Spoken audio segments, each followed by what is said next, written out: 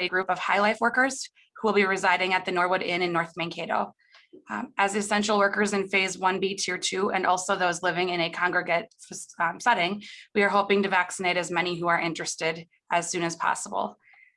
We will vaccinate a larger number upon this initial opening of the residence, and then we hope to develop a system between ourselves and Des Moines Valley for vaccinating the workforce as they continue to rotate. On a more general note, we are told that clinics will likely open up to the full population at the beginning of May. So we expect that we will see a slowdown a little bit in April as we'll have met the majority of our targeted populations, and then an increase again in May when things are able to open up to the general population. In this month's update, I did add just a little bit related to Health and Human Services. We have continued to evaluate the needs for our lobbies to be open based on customer service gaps and safety for our customers and our staff members. Based on recent discussions, we do plan to open both of our lobbies in North Mankato and St. Peter on March 29th. We do appear to be meeting the needs of the majority through all of the remote waivers that we have in place and that remote accessibility. However, we do have concern that those who might be still attempting to come to our lobbies are likely those in need of service the most. So we will be opening the lobbies and then looking at our staff ratio based on the needs that we have for those coming to the buildings. We'll continue to allow remote work whenever possible based on those needs. That is all that I have for my update this month, and I'd be happy to answer any questions you might have. Thank you. Commissioner Kolars.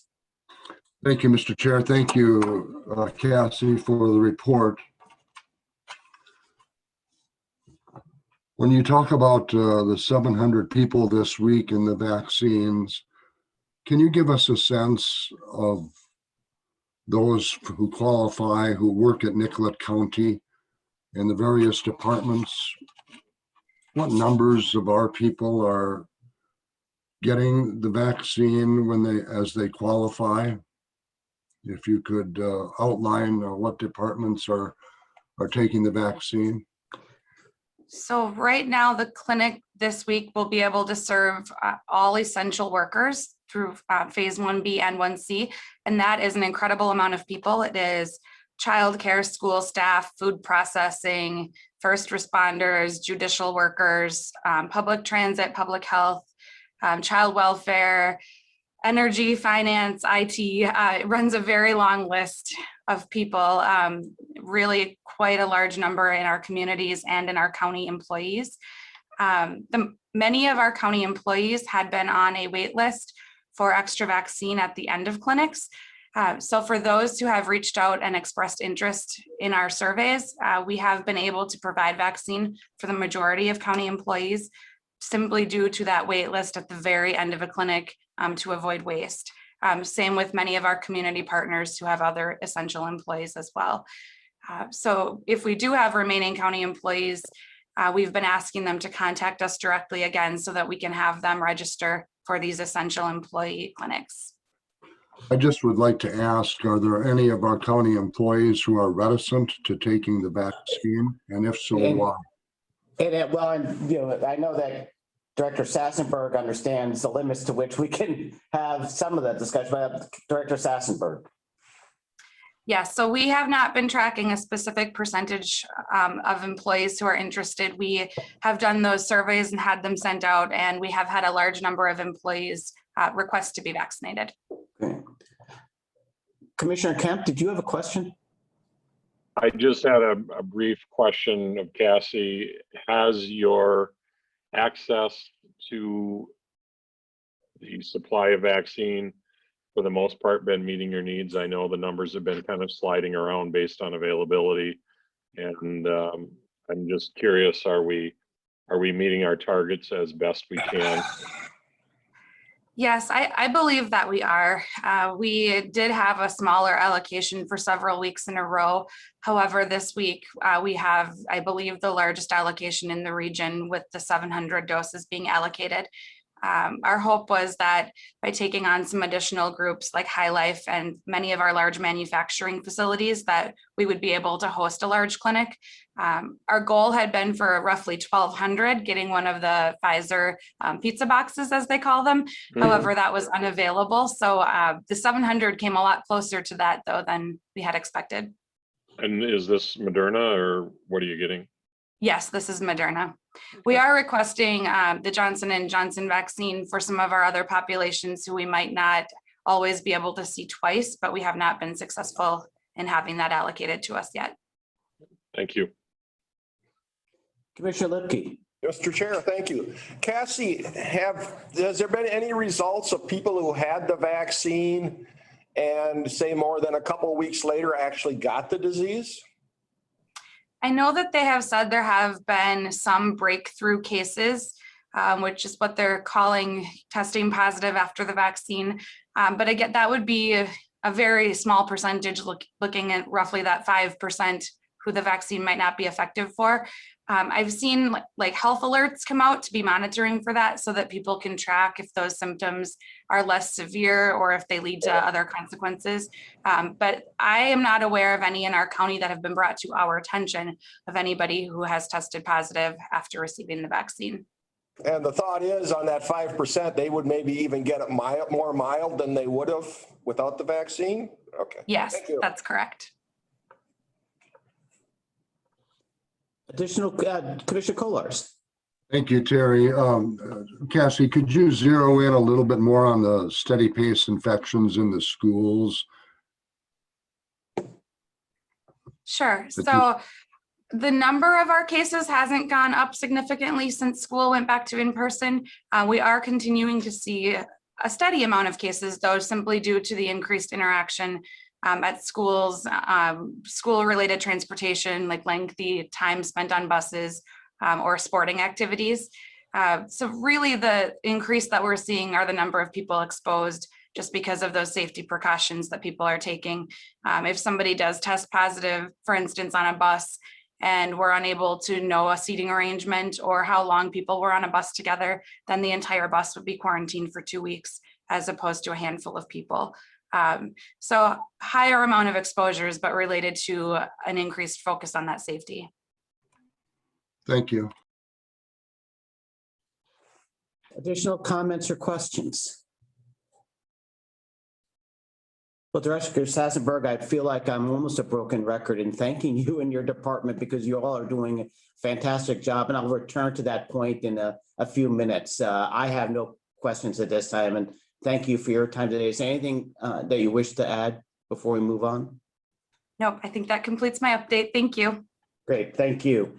We're turning to the reports section. Before we have reports by commissioners, I'd like to turn to department heads who are on this call to invite you, if you have information to report or things you want to make sure to share with the board. So I'm just going to go in the order of folks I see. Ms. Landcamer, I believe you're first, and Ms. McCormick, you'll be second. Good morning, Mr. Chair, members of the board. I do not have anything additional after last week's board workshop. Our individual department head update kind of brought everything forward that I had to share with you. So I do not have anything to share at this time. Wonderful, thank you. Ms. McCormick, and then we'll go to Sheriff Lang. Good morning from finance. Just more of a FYI, we're getting more and more information on the American Rescue Plan as days come. So we have Baker Tilly's providing us a lot of information. We have a couple of meetings this week as well to learn more about it. So as information comes available, I will share with the board. And that's it for me. Any questions? I should have asked any questions for Ms. Landcamer as well. Commissioners, any questions for Ms. Landcamer or Ms. McCormick? Seeing none, Sheriff Lang, and then we'll go to Mr. Greenwood after Sheriff Lang. I have nothing other than with the weather turning nice, traffic speeds are increasing, and deputies are getting busier out on the road dealing with those types of complaints, but nothing new. Thank you, Sheriff Lang, and thank you to your deputies and staff as well. Mr. Greenwood and then Ms. Copit after that. Good morning, Mr. Chair and members of the board. Fairly quiet at Public Works right at the moment. We are getting ready to start advertising for our County Road 13 concrete overlay project. That project will extend from Trunk Highway 99 south for about 5.3 miles to 506th Street. And so we're going to start advertising tomorrow for that project, open bids in mid-April. I've had conversations with Mathewitz Construction on starting up work again on our layover projects on County Road 12 and County Road 14. For the County Road 14 project, we're tentatively talking about starting construction around April 19th on that project, but of course it's all weather dependent. And of course, April can sometimes get very wet. And if that happens, of course, that resumption of work would be delayed. But right now we're shooting for April 19th if we get good weather. On County Road 12, the surcharge continues to settle. It's settling at a rate that we can't make any real predictions at this time when the surcharge can come off and the project can be finished. But as weather conditions improve here, probably within the next week or two, we are going to be looking at opening the surcharge to one lane of traffic for the local residents that live right on that section of County Road 12. So that's my update for today, unless board members have additional questions. Questions for Mr. Greenwood? Thank you. We'll go to Ms. Copit and then to Mr. Molitor. Morning. I would just like to give an update that property tax statements did get mailed out, and they should be landing in taxpayers' mailboxes as of yesterday or today. Beacon is updated as well, so anybody that wants to get access to their tax statement should be out there too. We've already had people coming in to pay their taxes already, so that's a good thing. And our license center continues now that we're fully open. We have been very busy. We seem to be drawing in from local areas around us as well. So our license center is a popular place to be. And that's all I have. Any questions? Thank you. Mr. Molitor, then Mr. Moore. Yes, good morning, everyone. I would just like to update the board and everyone else that Nicollet County Probation continues to move forward with our transition to a Community Correction Act county. And that I'm looking forward to my individual department head meeting on April 20th with the board to update where we're at that point and have discussion ideas how we move forward for our July 1st goal. Thank you. Thank you, Mr. Molitor. Any questions for Mr. Molitor? We'll turn to Mr. Moore, then our Assistant County Attorney. Chair Kemp, Dale is working on some technology issues. Well, thank you. Speaking for Commissioner Kemp, I'll say thank you. We'll turn to our Assistant County Attorney. Thank you for joining us here this morning. I don't know if you have anything to report or to let us know about. Thank you. I have nothing to report. Wonderful. Thank you. And again, thank you for joining us this morning. Is there anybody on this call that I missed who has something to report to any department heads? I don't think so. Seeing none, I'm going to turn to the chair's report. And I've been giving this a little bit of thought because Ms. Sassenberg's information reminds me that we're just about the 1 year point in terms of when the pandemic started to really affect county operations. And one of the changes that we've seen here may seem like a small one, but I think it reflects a lot, is the setting up of the vestibule or atrium desks as you walk in the building. And I know every time I walk in the building, I'm greeted really nicely. And I noticed that as folks come in to renew tabs or to maybe renew a driver's license, take care of other business, they're always asked in a very pleasant way, how may I help you? And I think that really is a remarkable phrase for the last year in Nicollet County with the pandemic. I think that Nicollet County staff have been doing a tremendous job in helping our constituents. And I want to point out before I go on, my 4 colleagues on the board, I think Marie, Jack, Denny, and John have really stepped up to ensure that we provide the support to our staff as our staff work with our community. I really think the last year of all the challenges that a county can face during a pandemic, Nicollet County has been well served by our staff and by my 4 colleagues on the board. Certainly there are ongoing challenges, and Ms. Sassenberg, you've detailed them this morning. And you and your staff are certainly on the front line when it comes to answering the question, how may we help you? And 700 people are going to be helped just in one clinic alone. And that's really a remarkable thing. But the way we help people in a county is beyond public health. Certainly public health has been first and foremost in everyone's minds. But as I look at this call, we have staff dedicated to the public safety of our community and our county. We have staff directed toward making sure we stay on a fiscally conservative, responsible path. We have staff that help with property. We have staff that help, as I mentioned, with motor vehicle tabs and licenses and other types of licenses. We have staff that really help with the backbone of what a county does. And in terms of IT and outreach, we have staff that saw through an election during a pandemic. We have staff that make sure that our roads and bridges remain safe and that we plan for the future. I'm sure I'm missing staff. I'm going through my head quickly here, but all of us, I think, have consistently said to our residents in Nicollet County, how may we help you?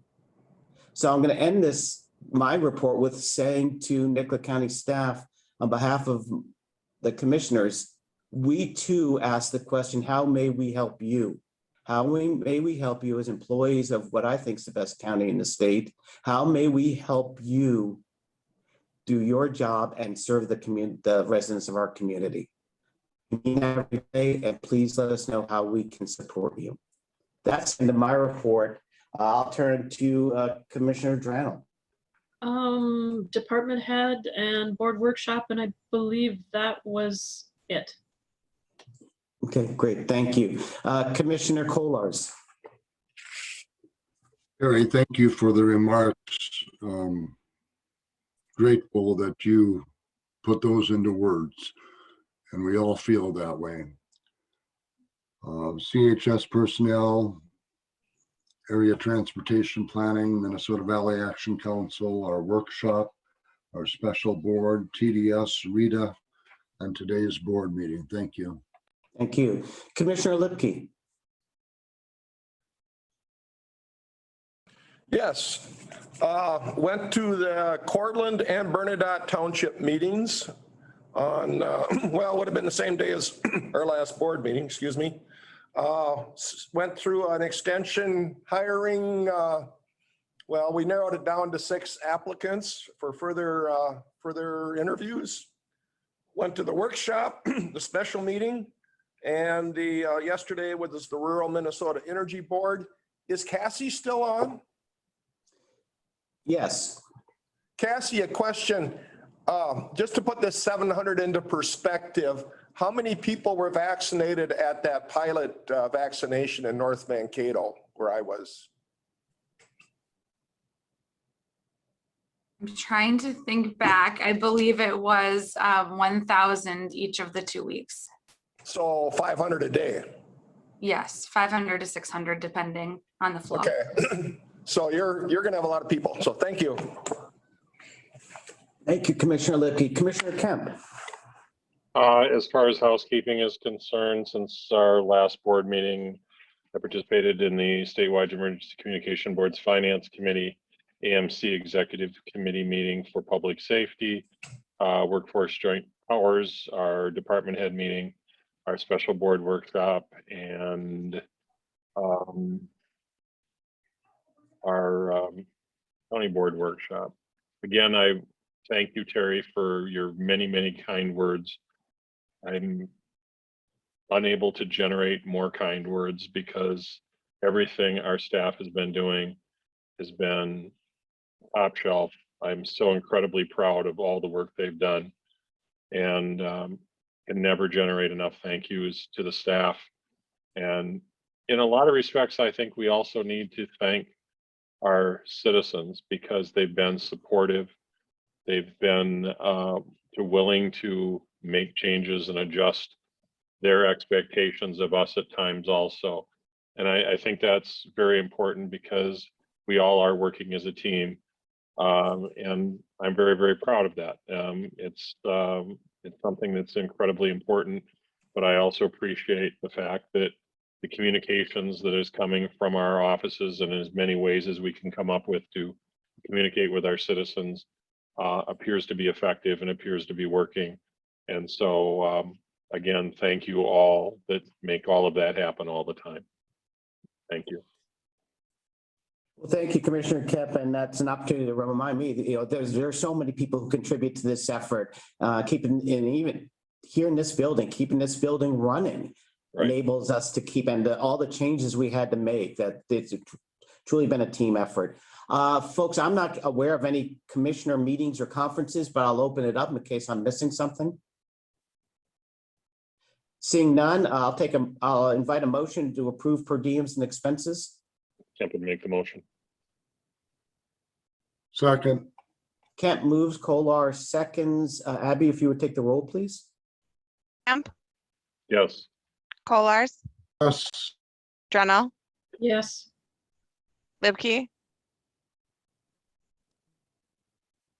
Yes. Morrow. Yes, the motion passes unanimously. With that, I'll invite a motion to adjourn the board meeting. Kemp would move it. Second, Kemp moves, Lipke seconds. Abby, if you would take the roll, please. Kemp, Yes. Libke, yes. Drennel, Yes. Kolars, Yes. Morrow. Yes, the Board of Commissioners meeting is adjourned. I'm now going to call the Drainage Authority meeting to order. We have agenda additions to this meeting, and Ms. Copeland, if you could join us at this moment. We're going to just make sure we have the agenda the way we need to have it, if that's all right with you. Right now, we have the Jensen Excavating contract on the agenda. Would you please identify the additional agenda items? I would like to add today the consideration of approval of the Zelli contract, excavating contract, and that's for the county ditch 86A project. Okay, so we would have two contract approvals in a moment. We'd have the Jensen and the Selly. Correct. Great, thank you. I would invite a motion to adopt the agenda as amended by adding the Selly contract for ditch 86A. You could move it. Second. Wonderful. Commissioner Kemp moves, Commissioner Drennel seconds. Abby, if you would take the roll, please. Kemp, Yes. Drennel, Yes. Kolars, Yes. Libke, I'm going to abstain because I'm one of the signers on 86A.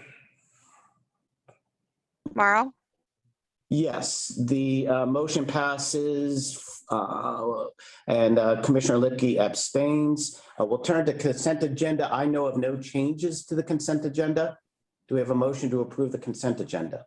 Kemp would move the consent agenda. Second.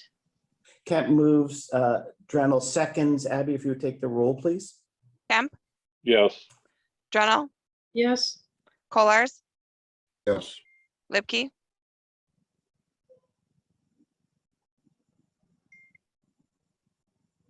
Commissioner Lipke?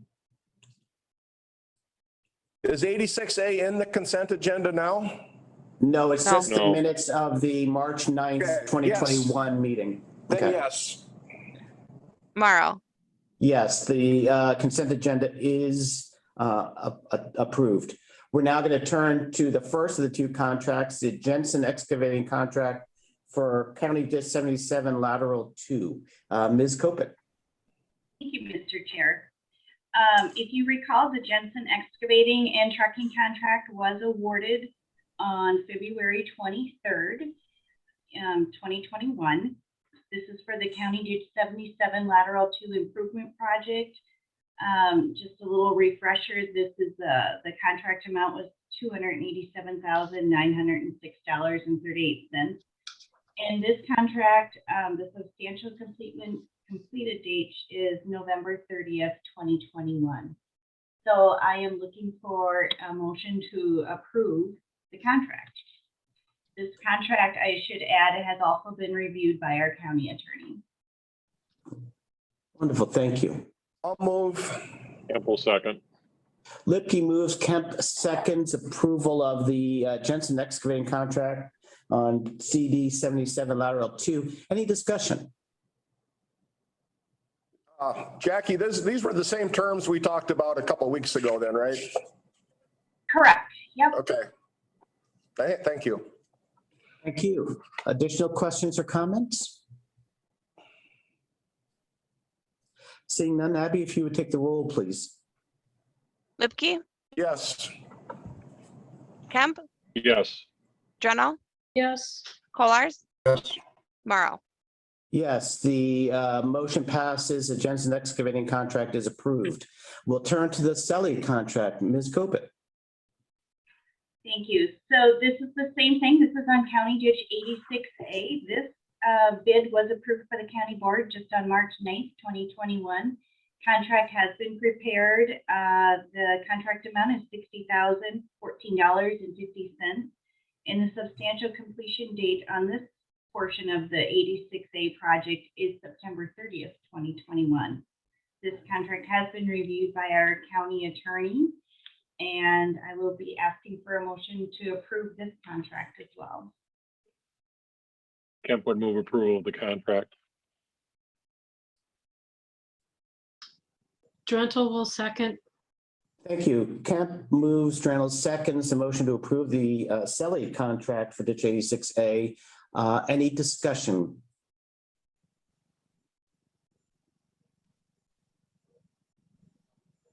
Seeing no discussion, Abby, if you would take the roll, please. Kemp, Yes. Dreno, Yes. Kolars, Yes. Lipke, Abstain for the same reasons as earlier. Morrow. Yes, the motion passes. Commissioner Lipke abstains. We have no other action items on this agenda. Let me just ask if there are any department heads who have additional information for the Drainage Authority. Seeing none, I'll invite a motion to adjourn the Drainage Authority meeting. Kemp would move adjournment. Second.